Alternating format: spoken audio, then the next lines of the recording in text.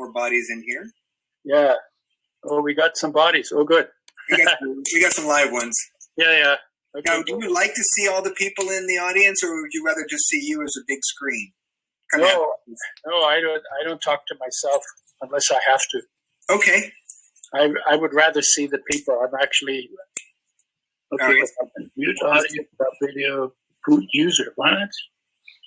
You're in. You don't have to do anything at this point. Are you sharing a screen at all? What's that? No, I'm not sharing the screen. Yeah, you're on. You're good. You sound good. Your speaker's good. What? If people in the audience would like to turn their cameras on so we can see your beautiful faces, and if you're shooting the ceiling, then maybe we don't need to see that. Yeah, right. Also, before we head out, we've got one more talk after this, and then it'll be 8 o'clock, and then the show's officially over for the night. Hi, Joanna. You're kind of getting in there. There you go. All right. Let me give Udo a proper introduction here. Oh boy. Well, we booked Udo for the live show back in April of this year, and didn't have that happen, so we postponed till October, and we were going to do it then, and now it's been a dance, eh? And you're up in BC, I think, right? Vancouver? Yes, I'm in Vancouver. Yeah. And so we're eventually going to see everybody on here. Yeah, you'll see. Well, not everybody, but you see a group of 6 or 8 or 9 or something. Oh, okay. So for everybody, today we're speaking with the legendary Udo. He's the founder of Udo's Choice Oils, found at Whole Foods and other health food stores worldwide. You'll see it when you see flax oil. He found his passion in the early 90s after pesticide poisoning that led him to invent flaxseed oil and the healthy oils industry. Udo is an acclaimed author, speaker, and wrote the classic book Fats That Heal, Fats That Kill, which has sold over 250,000 copies worldwide. He also has an 8-step process that takes into consideration all the elements of whole health that includes our mental health, presence and awareness, our life energy, and being in harmony with nature and humanity. Udo is also a presenter at Tony Robbins and Deepak Chopra events, and you live in Expo now. His background includes studies in biochemistry, genetics, and biology, and nutrition, as well as a master's degree in counseling psychology. Without further ado, I bring you famous Udo. Yay! Thank you, Ken. Yeah, really glad to be here. It's been a while to finally get this far. And the topic that I chose is basically the most important not had global conversation. Now, we're talking about transformation. We're talking about the kind of world we could live in and how we get there from the kind of world we do live in. And I woke up this morning, and I always get a little nervous when I'm going to talk because I don't like reading speeches and I don't like to memorize. So I like to have a conversation. And of course, we can't do the question answer thing that I usually like to do simply because it's too cumbersome to unmute and unmute. And so I'm going to maybe ask some question and get you to put up your hand for yes and put up your hand for no. So I'll let you know. I don't know how much of that I'll do. But I woke up this morning and still not quite clear about how I was going to do this. And so here's what I woke up with the thought in my head this morning. And the thought was the being of light that we call ascended master or risen Christ or enlightened Buddha lives within every human being, and the heart of every human being aches to connect, to know, to unite with, and become one with that sacred self. What do you think? Does it make sense? Okay. So the question is, well, what are we talking about? Because if I were to point at you and I would say to you, hey, whose body is that? Ken, whose body is that? What would be your answer? Most people would say, this is my body. Right? True? Is it true? Yes? Yes, hand up. No, hand up. Yes, hand up. And a few people would say something more cosmic because they've thought about things. But most people, if you went around the world and you asked them, whose body is that, and pointed at them, they would say, that is my body. So you just busted yourself. Because if that is your body, then you are not the body. Right? You're the owner of the body. Just like if somebody pointed at my watch and said, hey, whose watch is that? I would say, that's my watch. I'm not the watch. The watch is my property. I am the owner of the watch. So if you are not your body, then you have to ask yourself, who are you? And then sometimes people say, well, my name is Udo. I'm Udo. No. That's just a label somebody stuck on you to tell you apart from your sister or your brother. So I'm not my name either. I'm not the body. So who owns the body? Well, that's not hard to figure out, because a day will come when life, an energy, life, and the body will part company. And at that point, the body is finished. And when you think about it, life, the energy that we call life, that is separable from the body, that energy weighs nothing and runs everything. It makes you hungry when it's time to bring in building blocks, and it uses then those building blocks to create, repair your body. It tells you when it's time to be tired and go to sleep and get some rest. It beats your heart. It conducts your nerve impulses down your nerves, whether you're paying attention or not. It digests your food. And the only part where you have conscious control is what you give it to work with. So the question, so if you are life, and by the way, life in you is omnipresent, which means everywhere present in your body, omnipotent or omnipotent, which means all powerful in your body. It's the only power in your body that runs anything, that runs everything. And then omniscient, which means all knowing in your body. Because most of what goes on in your body is not directed by your conscious control or by your mind, but happens automatically, run by an energy that apparently knows how to do that perfectly well. So it's omnipotent, omnipresent, omniscient. And that was a definition when we were kids,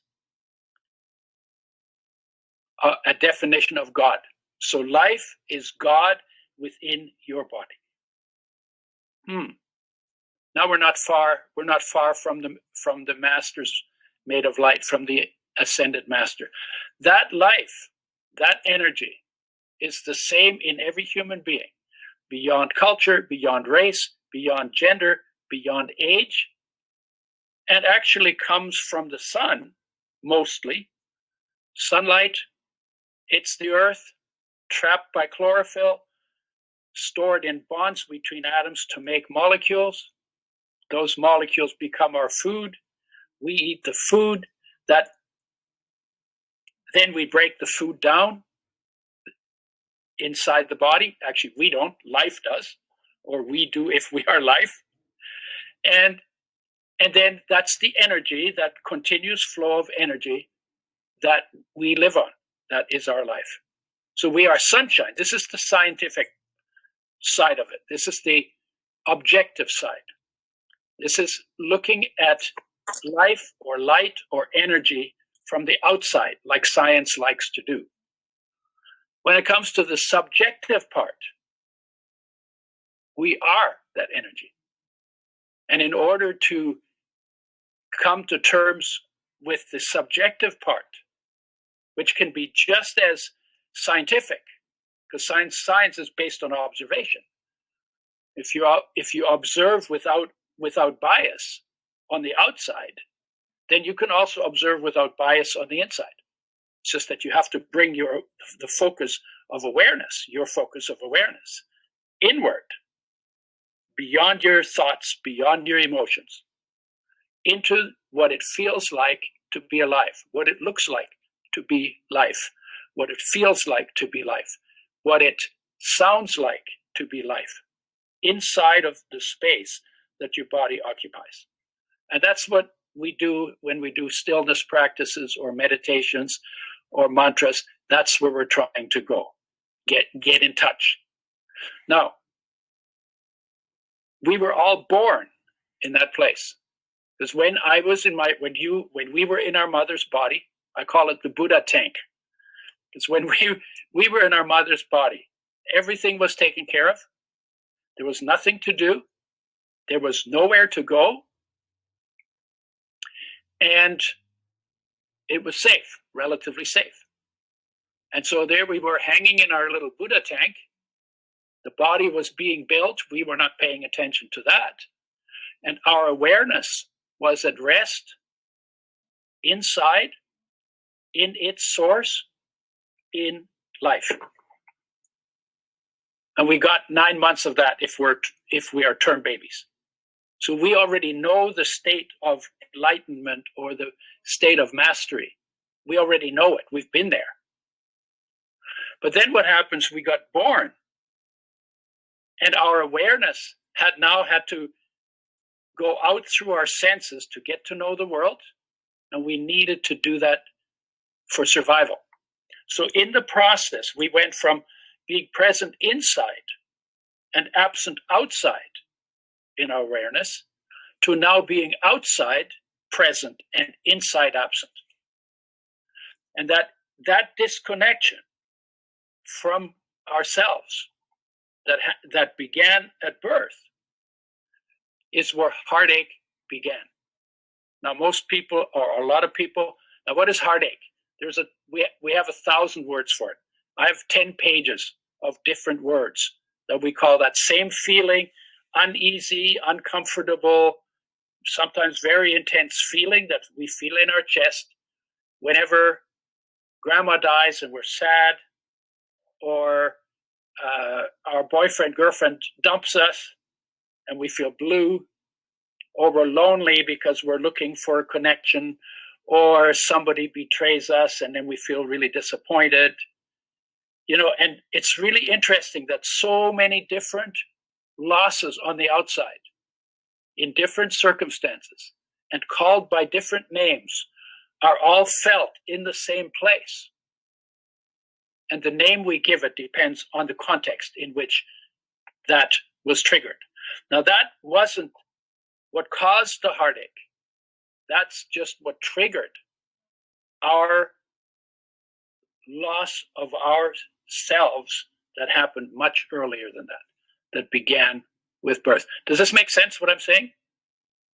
I mean, you might not, yeah? So the idea is that whenever something ends on the outside that had become a substitute for feeling connected on the inside, then we feel that loss. Heartache is actually, I like to say to people that, listen, heartache, I know most people don't like that feeling. And so most people will, whenever they feel it, they'll either get into their head about it really quick, or they get into their anger, fear really quick, or they will distract themselves by doing anything they can to distract themselves because we don't like the feeling, or they ignore it, or they deny it, or they blame it on somebody. And they blame it maybe on the trauma, or they blame it on some concoction in their head. This is how you get terrorism. This is how you get conflict. This is how you get murder. This is how you get war. Disconnected, blamed on someone. But there's no one to blame for my disconnection. I disconnected from myself by going outward through my senses into the world. And that's part of the human journey. Trees don't need to do that. They're always hanging out. They don't go out, so they don't have to come in. So they're just hanging out in life. Dogs, dogs will go out and then they'll come back to themselves. And what human beings do is we go out and then we don't go back to our heart, we go back to our head. And we have memories and thoughts and images and create stories and create meanings.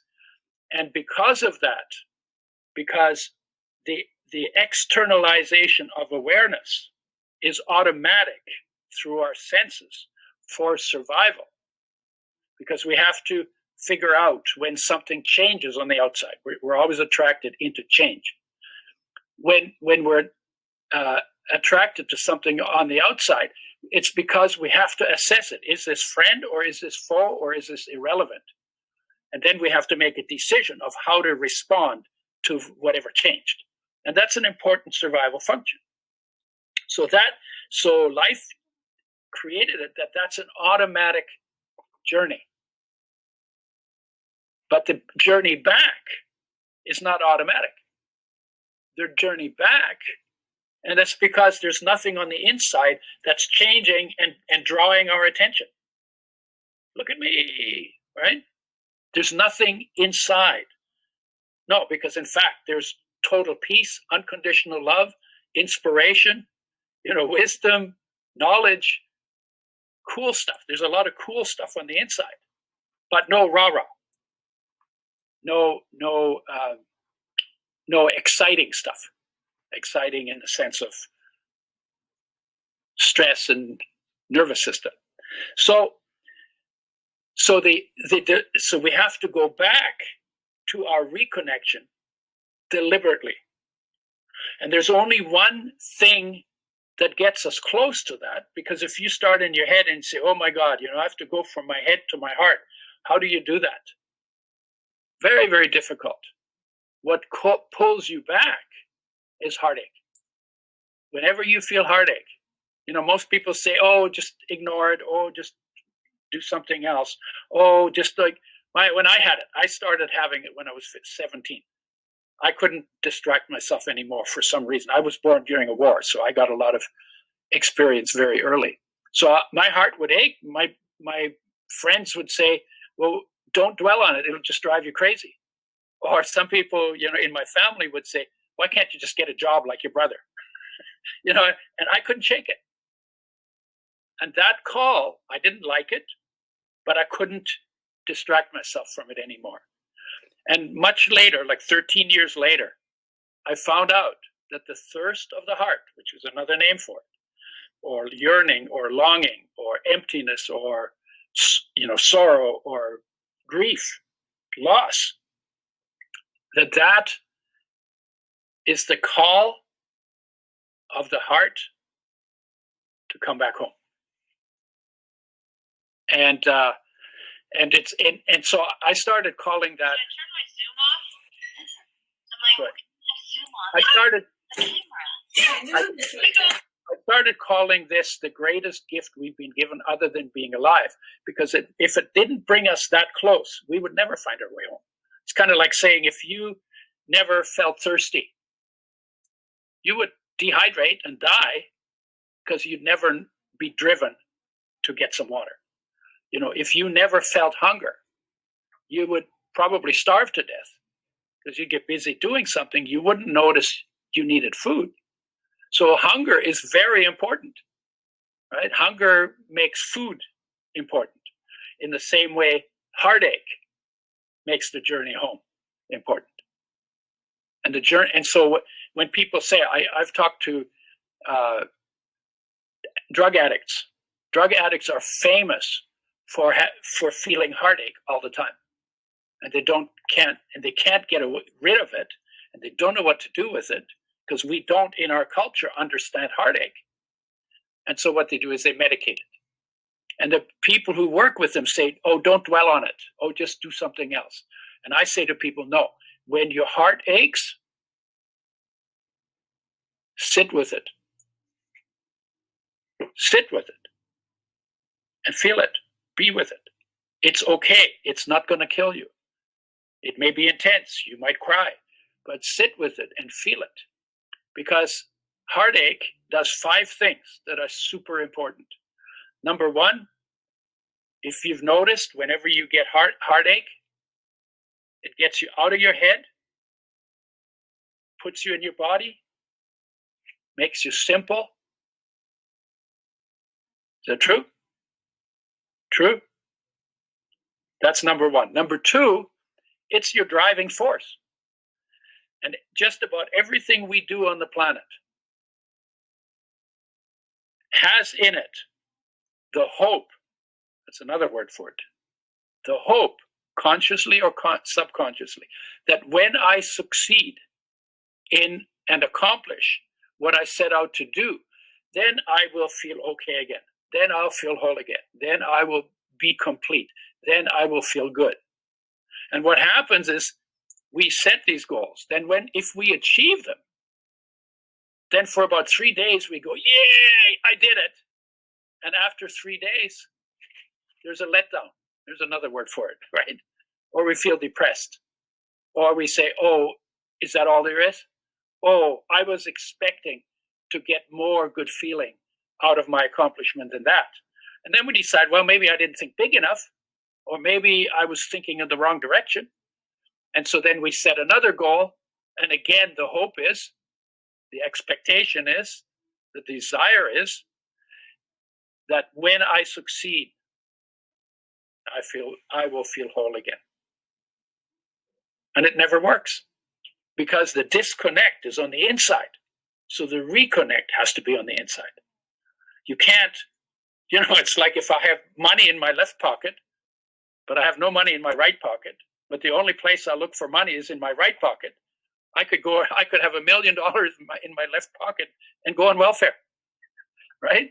Because I was only looking where it wasn't. So then the idea is, so that's the second. The third reason why heartache is such an incredible gift and why it's good to sit with it is that it's your heart calling your awareness to come back home inside to its source in life. That's your call home. That's the prodigal son's call home. That's the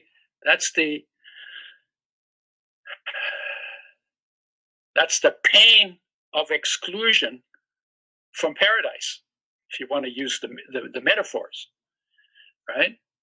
It's your call to come home. That's why, and it takes you very close, because you want to get home to your heart. Your heart is just right that far, not even a hair's breadth behind your heartache.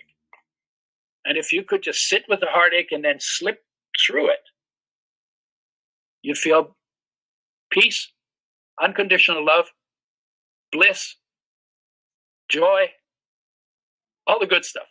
And there's wisdom there, and there's understanding there, and there's inspiration there, and there's creativity there.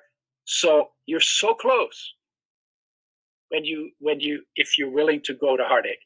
Now, what else? Number 4, it's the starting point for the journey. Because in the 60s, we had a lot of new age people, and they always wanted to get into the beautiful place, but they never wanted to go to the starting point. They now always wanted to skate around the difficulties. But if your starting point is the hole, then you need to acknowledge that you're in a hole. And so then they would have all cute sayings and things, but then they go ballistic whenever some little thing happened. Because they were, it's kind of like running a race. Somebody says, okay, I want to win the gold medal in the 800 meters, but I'm not getting in those damn starting blocks. No. I just want to get to the end of the race, but I'm not going to go to the beginning. Well, you can't do a journey if you don't know both the starting point and the end goal. If the end goal is peace and unconditional love and wholeness, the beginning is the lack of it that you feel. So that's the 4th reason. And then the 5th reason, if you have decided to find your way back home, and maybe you practice something, or maybe you just sit still, or maybe you do it through music, or maybe you do it through something that that helps you get to that place.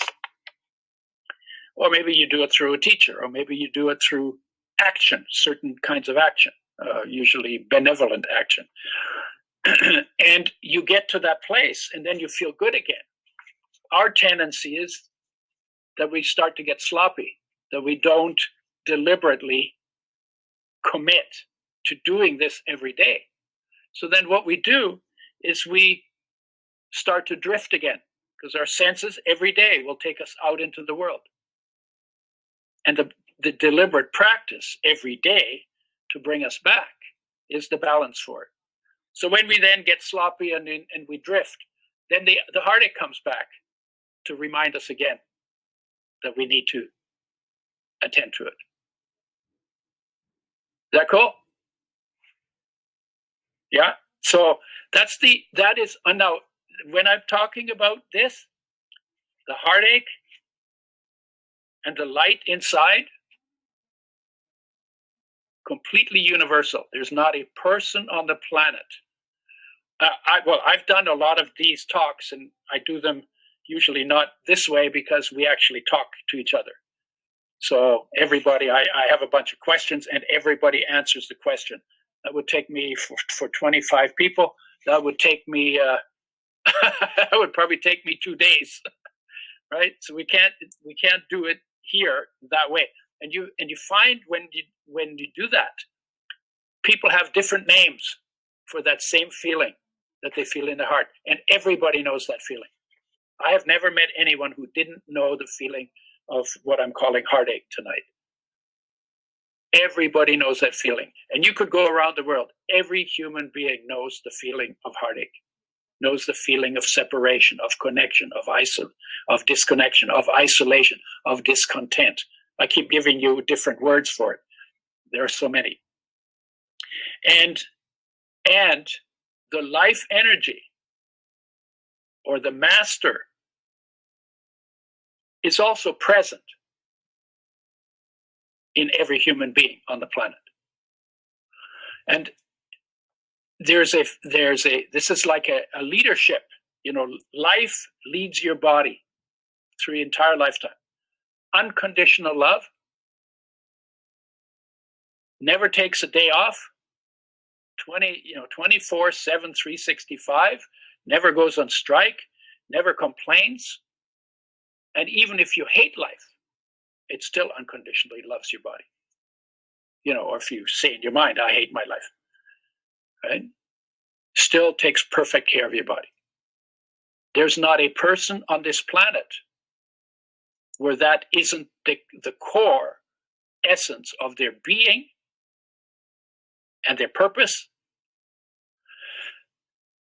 and their dilemma. Dilemma being the disconnection, and purpose being living in wholeness and living in fullness. Now, the masters, the great masters over the ages, were teachers of human nature. And to be a teacher of human nature, you got to be fully present in all of your nature. And the reason why they could do the healings and could do the perspectives and had the wisdom and could hold forth is because they were fully present in all of their being. Because they actually took the time to deliberately come home to their true self as life, as opposed to their body. And they said, what I have, you have. If you do what I do, you will experience what I experience. And they recommended that people do that. They didn't all go around and say, I'm good and you're screwed up. The religions came up with that one. They said, look, what you have done to one of the least of these, that you have done to me. Well, that only makes sense if what he's saying is, I'm in everybody. I'm in all the least of these. I'm in everybody. And if there's a transformation that we're in the middle of, then it's the transformation of people recognizing that the way we're living from discontent and destructively is not sustainable for the environment. It's not sustainable for the politics. It's not sustainable for relationships. It's not sustainable for health. And we need a different model. It's not sustainable for leadership. See, we have one guy, lives in some building somewhere, like in Canada, in Ottawa. That's like 3,000 miles away. There's a guy who lives there, and he's supposed to administer the affairs of 37 million people. Well, we don't even know what's going on in our own families. And we're not really in control of them either, because everybody has their control inside. So the idea that one guy can be a leader of that many people it's actually ridiculous on its face. But if life is the leader, life, the energy that's omnipresent, omnipotent, omniscient, inside of everybody, fills the space your body occupies.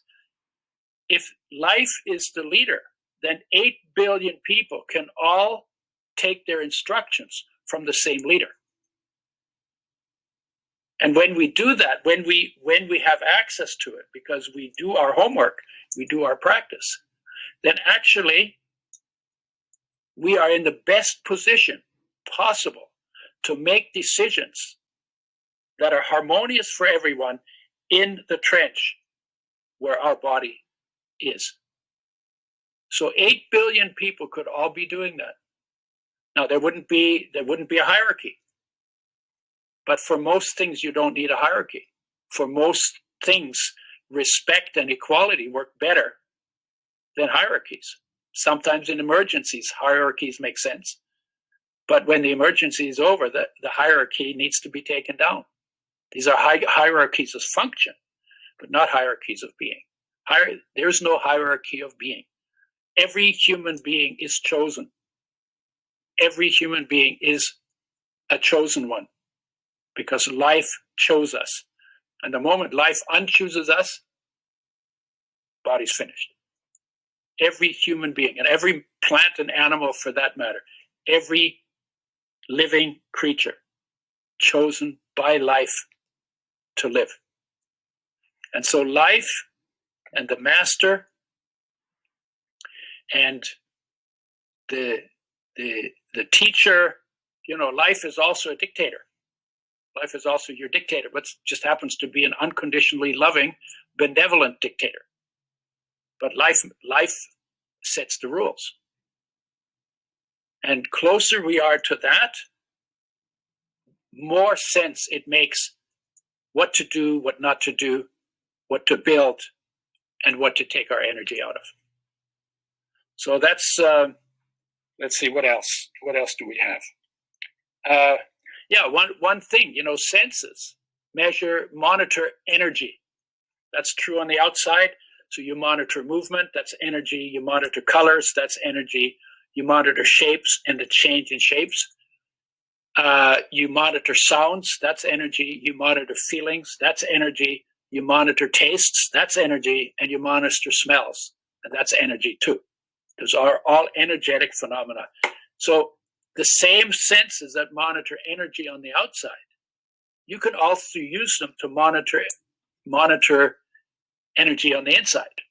So if you were to decide to get really still, close your eyes, turn off all your distractions, and sit with yourself and see how still you can become, and see how deeply still you can become, and see how long you can stay in that stillness, and see how lightly you can breathe, and how you can slow it down.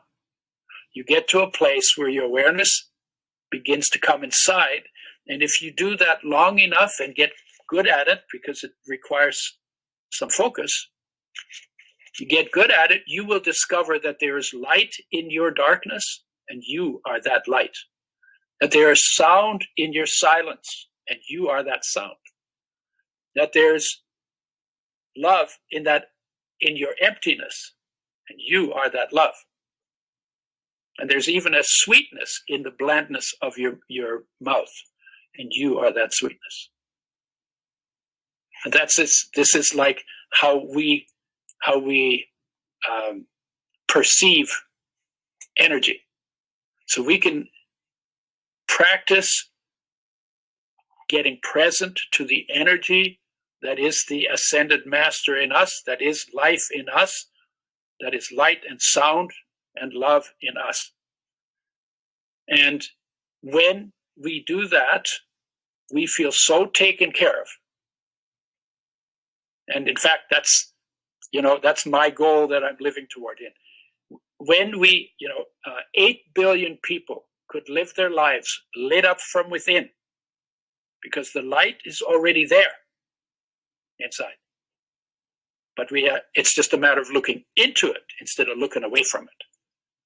When we do that, we will feel so cared for, because that is the nature of life, the nature of that light. We will feel so cared for that we won't steal each other's stuff because we don't need more. When we stop stealing each other's stuff, we can live in harmony together. And when we live in harmony together, it is almost second nature to make sure that everybody's basic needs are met on a long-term sustainable basis. And out of that feeling cared for, we will not only see the world as the peace, as the place that has always had peace everywhere. We will also we'll see the world in a different way. Because if you're discontent or if you're angry, you'll see enemies everywhere. If you're afraid, you'll see danger everywhere. If you feel peace or love, you'll say, oh my God, this is an incredible world. So not only does it change our perception, where our focus goes, but it also changes how we live into it, what we do, what kind of a world we create. And I would say that if we want to create a better world, it begins by getting reconnected to the master within ourselves, to the feeling of wholeness within ourselves. And out of that wholeness, we become different people, putting energy in different ways into creating a world that works for everybody. So let's see what else? Okay, so, well, that's a good place to stop for now. What do we got here? Okay, so Ken, I think you get questions. I did not look at any of them. So I think I was supposed to tell you or ask you to tell me whatever comments or questions people had. Why don't we have people just unmute and be able to give you questions directly since there's videos on. We'll try that. Okay, I'm happy for that. No questions. Everybody fell asleep. Hi. Hi. Okay. Actually, I just write the questions in the box, but maybe I will help you to read the questions. What? Okay. Well, I can't. Yeah, that's holy smoke. There's so much stuff there. I don't even know where to start. Okay. So, dear Udo, after I got the self-awareness and know the source of my heartache, what should I do next to grow and to stay connected with my authentic self? Because it's just like, practically it's not easy to feel the heartache. Sometimes I avoid the heartache because it's too painful. And sometimes the source of heartache is the closest one. For example, like my parents or my mother. You told me that mother is the source of unconditional love at first. But what if I receive some painful, traumatic memories from her as well? So at the same time, she's the source of love, but she's so the source of my traumatic memories. Thank you, Uda. Okay, long question with lots of questions in it. Yeah. Okay, so first of all, mothers are very loving, and they do a lot for their children. It's like it's awe-inspiring. But mother's love is not unconditional, because and I always thought my mother was very together. And then when we got older, then we got into meditation. I got into meditation. She also used it, and she couldn't sit still. And she became like a 6-year-old girl. She said, "I can't do this." And I realized at that point, the reason why my mother always looked so together is because everything was always done on her terms. And I was the kid. I didn't know the terms, so I would get into trouble. So I would say this: don't expect the love of your parents or the love of your siblings or the love of your friends or the love of your partners to be unconditional, because we are all works in progress, and we are not realized masters yet in practice. It's there to realize, but we have homework to do. And I think that it applies to all of us. I'm still doing homework too. It's not like, okay, so that's one. Number two, the homework that you're in the process of doing to get established in your authentic self, that's where your unconditional love comes from. And when that becomes more important to you, then whatever the traumas are that you remember, then you can let the traumas go. They'll always be there, but you won't be recreating them all the time, right? So and you said it's not easy. Hey, nobody said it was easy. If it was easy, we'd all be there. It takes effort, and it takes determination, and it takes commitment.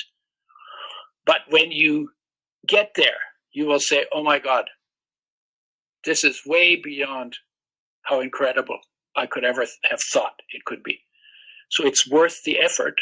And sometimes pain drives you to make the effort, but it's even better if inspiration draws you to make the effort.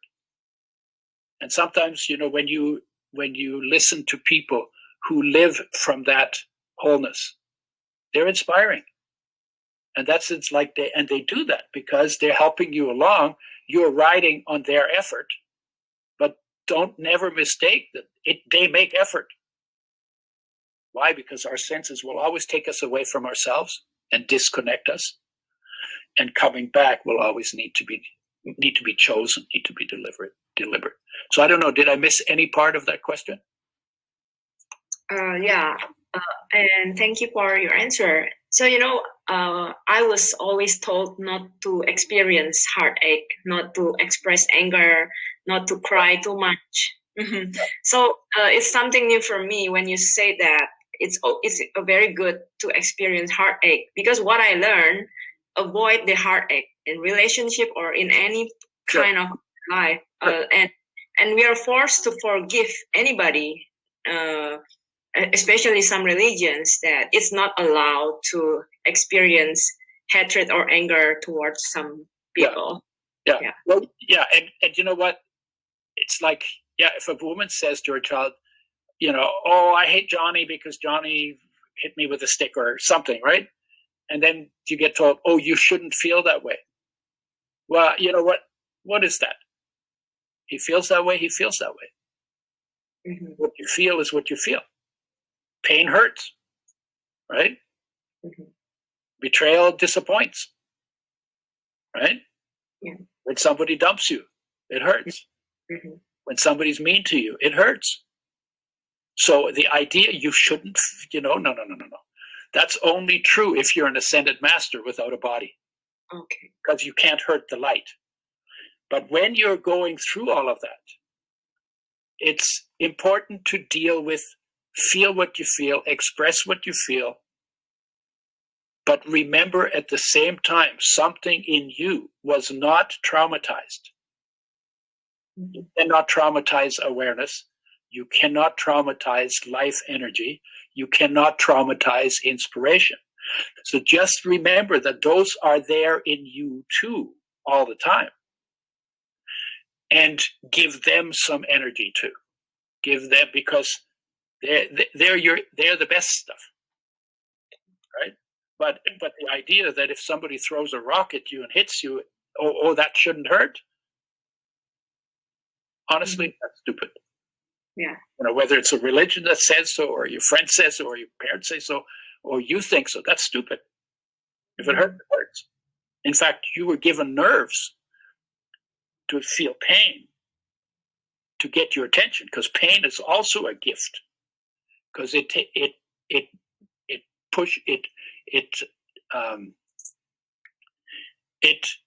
lets you know that something needs to change. So then either you run away, or you address it in words, or you whatever it is. And then if somebody says, oh, you should forgive, that's not forgiveness. Do you know? Forgiveness comes from the realization that you no longer want to spend your time dwelling on trauma, but you want to get on with living your life from your heart. Right? And forgiveness is not for them, it's for you. Because forgiveness is the thing that frees you to go on with your life. Until you forgive, sometimes maybe somebody gets, it's a stupid example, but somebody gets raped, right? And they get raped once, but they go through it in their mind again and again and again and again and again and again and again. They maybe do it to themselves 1,000 times. And the therapy, or you want to get to the point that you put the past in the past, and you don't live by memory of pain, but you live by inspiration for joy. They're both inside of you.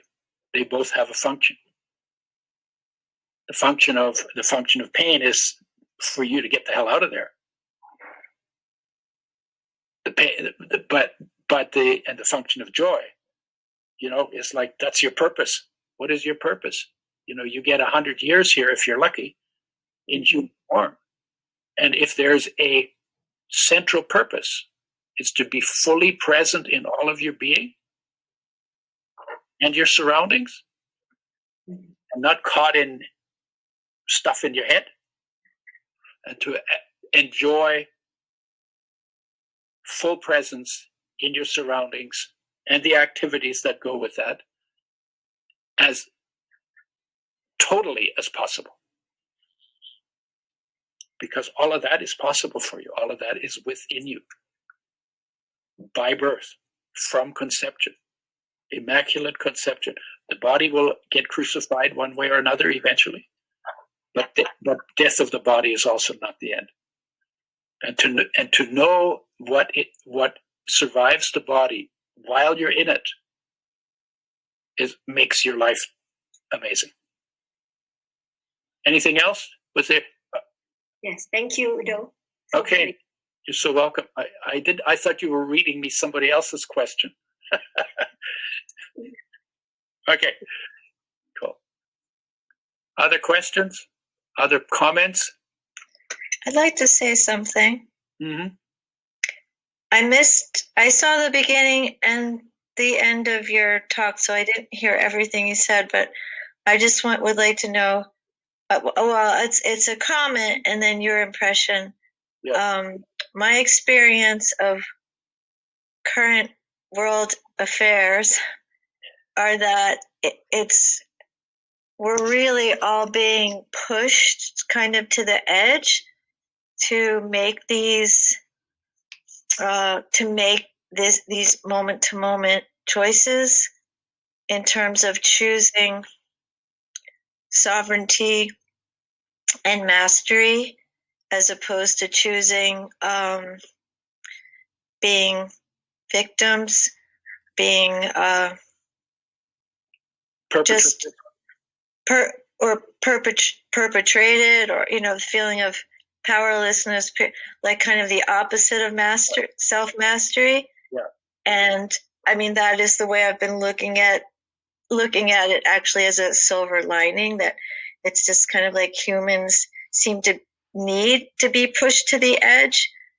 And that's how I can see the value of what's happening. So I just wanted to just see what you have to say about that. I would say this. I came out of the Second World War, so I've had my war. I know it's crazy. It's part of the reason why I'm so interested in how people can live in harmony. That's kind of like that's my big mission, right? If we need a war to come to our senses, we will create that war. Like nobody's going to make that war for us. We're doing it ourselves. And if you take it all the way back, is where's all of this craziness begin? I would say this: the first corruption is our disconnection from ourselves. You go from whole to disconnected, or you go from connected to disconnected, from whole to broken. You go from content to discontent. You go from peace to conflict, just by that disconnection from your wholeness. And then and that's what we've done, like for the last 200,000 years. And from that disconnection, we then have built all the rest of it in every direction, in every topic. And the cure is not in the details. Those are just symptoms. If you say, oh, well, that's a symptom. Well, what's the cause? Well, you look behind it. And then you see the cause. And then you say, oh, well, that's a symptom. What's the cause of that? Oh, that's a symptom. What's the cause of that? What's the cause of that? What's the cause of that? You eventually get to the point that all of this stuff that we're trying to fix began with our disconnection from ourselves. We cannot fix it other than through reconnection to ourselves. Because then your whole way of looking at things changes. You know, when from wholeness, you know, it's like the angry man sees enemies and the fearful person sees danger. And if you're in peace because you've reconnected to peace, which is your foundation in your awareness, then you look at that same world as, oh my God, peace has already been everywhere. Even on the battlefield, the battle takes place in peace. Except the warriors are not focused on that. The warriors are focused on, I'm going to kill you. You know, no, you're my enemy, I'm going to kill you. The other guy says, you're my enemy, I'm going to kill you.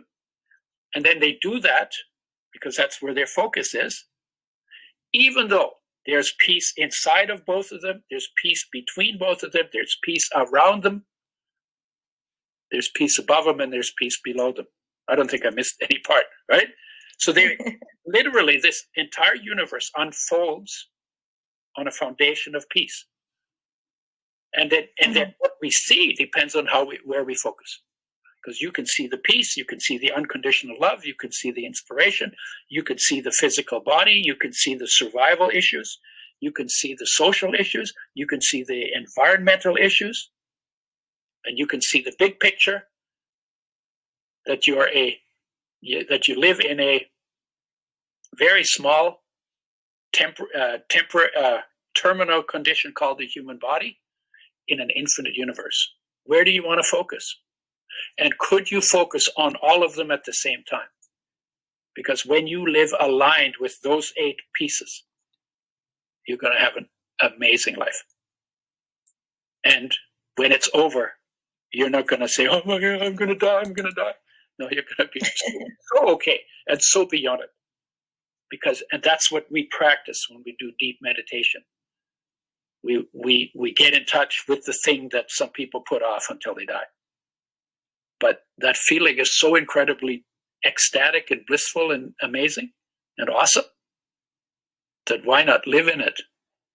Why not live in that at the same time, you're washing your dishes, right? Right. Thank you. So is that useful? Oh, fantastic. Yes. Okay. Great. Cool. Thank you. Thank you. I love questions. Anybody else? We're going to get cut off in 4 minutes.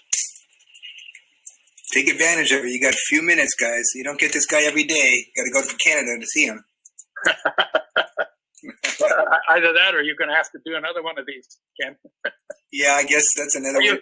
Are you having fun? Are you having fun? Yeah. Yeah, good. It's a lot easier than a live show. This is a lot less work than a live show.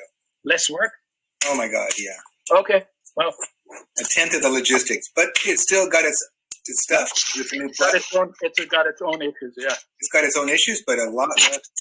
Oh, I'm glad you're having fun. Yeah, we got 1,300 people registered for it, so that's a pretty good crowd. Very cool. Udo, Yeah. I have a question. Yes. Considering there's so many problems in the world. Yeah. So many, 7.5+ billion people, countries, 200+ countries, etc. We're going to get automatically cut off in. Be quick. Okay. How do you tackle all the problems of the world? You don't. Okay. Well, no, you don't. You start. There's a peace beyond all that other stuff inside of you. There's a unconditional love beyond all of that stuff inside of you. There's inspiration beyond all that stuff inside of you. Be that.